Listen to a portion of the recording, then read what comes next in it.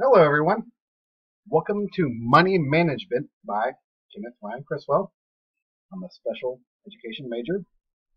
I currently work at a elementary school as an aide and going to school in the SPED department, and I absolutely love it. And we need some help. So anybody out there looking for some experience in a job, let me know, please. I'm gonna do some money management with y'all.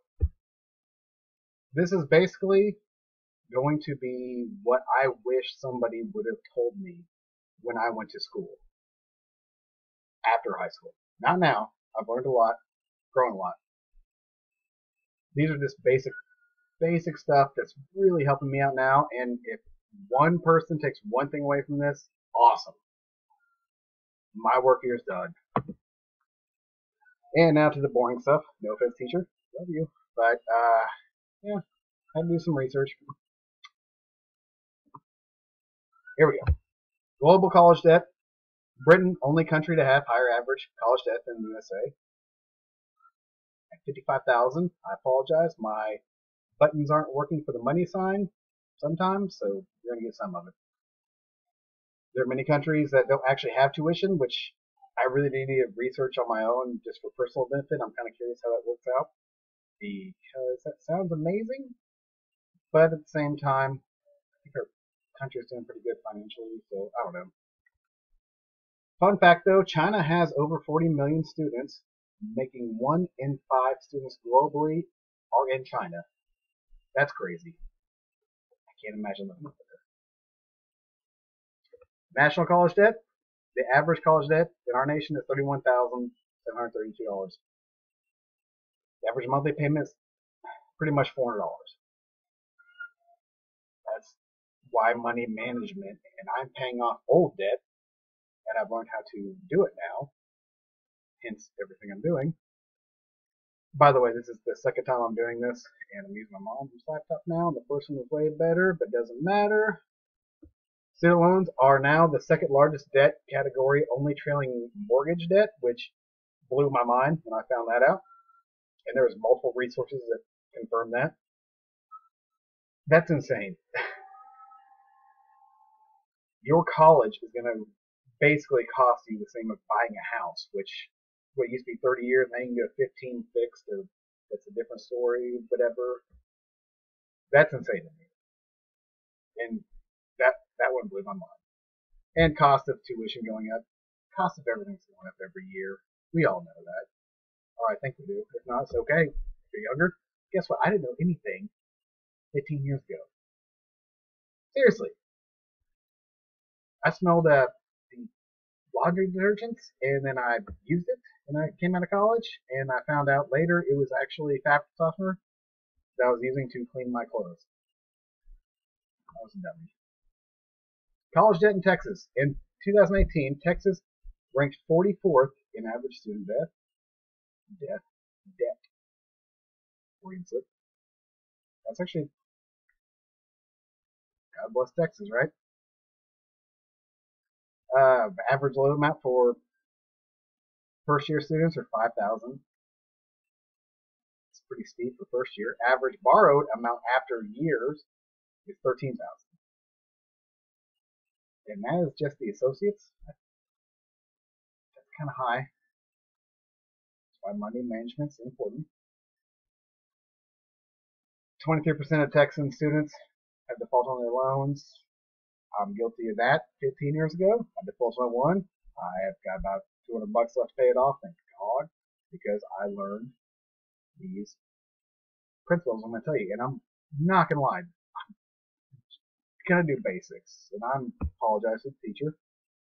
I'm doing basics of just stuff I wish somebody would have enlightened me on everyday life as a college student. And now as a college student with 2 kids and a full-time job, it's getting harder. Tips for college students. Credit management. Oh, good old credit. Why is credit important for money management? You get cheaper rate on car loans, lowers or eliminates deposits on houses or apartments. And when you're younger, pretty important. Companies now are really running credit reports for new hires, which that kind of blows my mind too.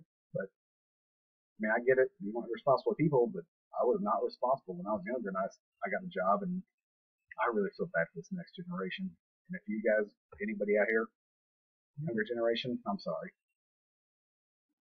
The world's getting harder and harder. How to get credit. This sounds insane, but it does work. And it blew my mind. You got to get in debt.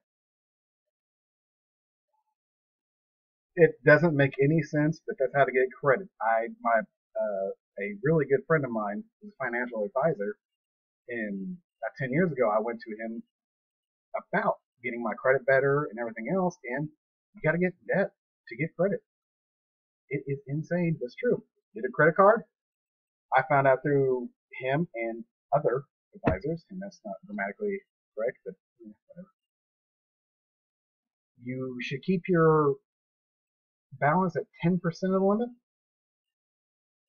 That actually does help, and I'll go over why. Discipline yourself not to buy necessary items. The first credit card I got, I defaulted on, and after 7 years it went away, because that's a thing. I was reckless, and I was like, oh, yeah, I'll buy that. Now, just discipline yourself, and don't pay the minimum due. Do not do that. The minimum due will cost you so much in the long run. You have 23% at least increase on some credit cards. Credit cards for students with zero bad credit. If you have bad credit or zero credit, which most students do, I've found, I actually researched, good for me, doing some research, Discover It, I wish I knew about that, Chase Freedom, City Student Rewards, which would have been very helpful. Capital One is what I used, and they pretty much, if you have no credit or bad credit, they're going to average 14 to 25% APR. But you can work through that and get through that. Monitoring credit. This helped me huge. I cannot stress this so much. There's so many credit card websites offered. Credit Karma, for Credit Report, TransUnion, or actually just using your credit card probably has a website that will monitor your credit, and it affected me so much because you can physically see how your credit is doing and see it go up in points or down in points and why. It's a very useful tool. Visual, like we covered in this class, you get visual. There's so many learning techniques. That helped me out so much, and I recommend it to everybody. Card reward points. This is new to me, and I signed up, I want to say 2 years ago. My credit card offered just whatever reward points I wanted, and I chose traveling points or just mileage points. After 3 years of mileage points, I have $34 for mileage points. Not worth it. My buddy got the Old Navy one, and that's how he buys his clothes.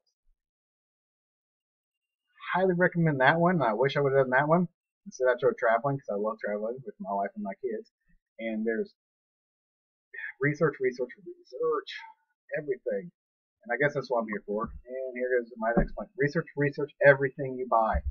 Oh my god, this helps out so much in money management. It really does. Like, research everything you buy. And I did not put this in the slide, but also, and I forgot to, look at your bank statements and see what is coming out of your account each month. I found out whenever I actually went through it, I had Amazon Music coming out for $3.99 a month. It's not much, but at the same time, I didn't even know I had that. I think I signed up for a free thing one time and forgot about it. You'd be surprised how much stuff is going out of your account you don't even know about. That's a complete side note. Big, good picture there, college purchase, car, and housing. Those are big college purchases. I was fortunate to have cheap living when I was in college. Some aren't. This is why credit's good though. Research your car. There's plenty of sites here. Car Gurus, cars.com. Go to dealer websites, check out consumer reports, Google reviews for housing, Zillow, Trulia, Hot Pads, Call Around, and Network. That's how I got my cheap rent whenever I was younger.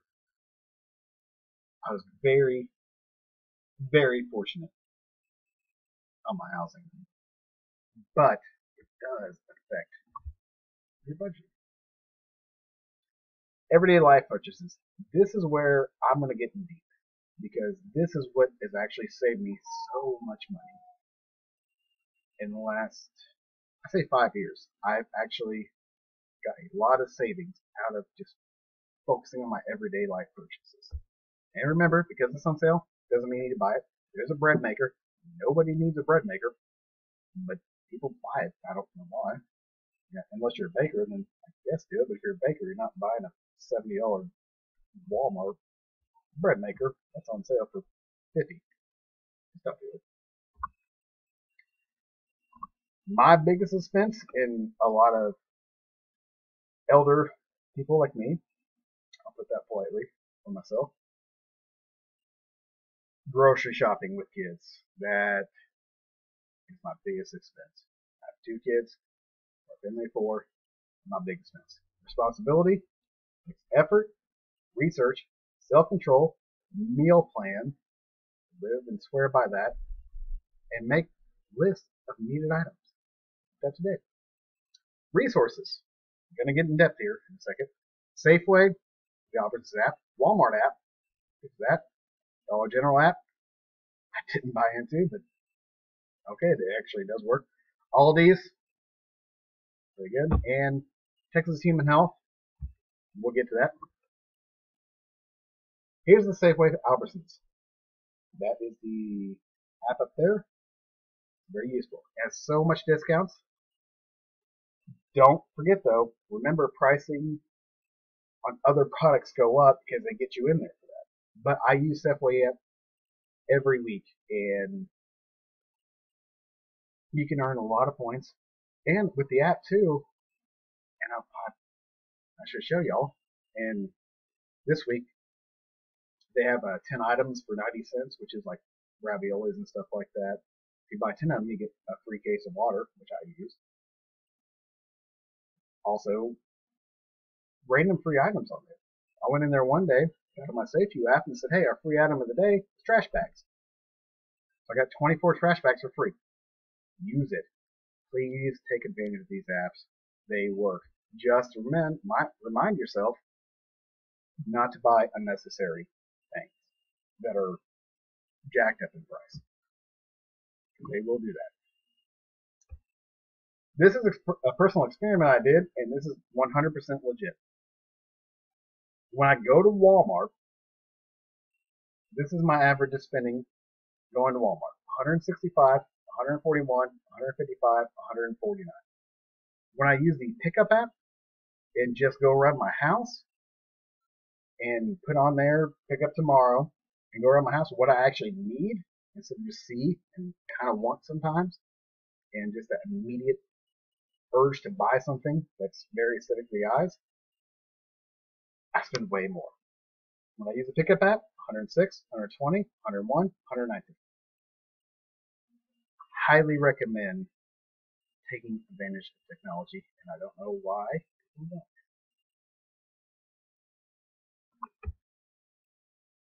Back to the Dollar General app. Name brand laundry products are always on sale there. It is insane. With the app, Tide Pods were 95 cents. Tide, name brand, 16 pack of Tide Pods for 95 cents.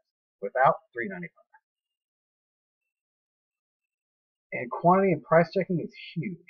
The Dollar Tree has generic brand for 20 sheets for $1.95 or $1. But for $1.95, I got 105 sheets, and I wish I would have had more visual to show y'all of gain with this DG app. But it takes self-control to not buy anything else, go in there for the sales.